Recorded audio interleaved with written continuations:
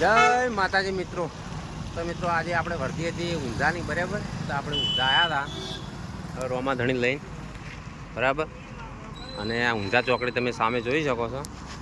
તો વહેલાના આવ્યા હતા, 3 વાગ્યા છે, બરાબર. 3 વાગે આપણે વિડીયો બનાવ્યો છે.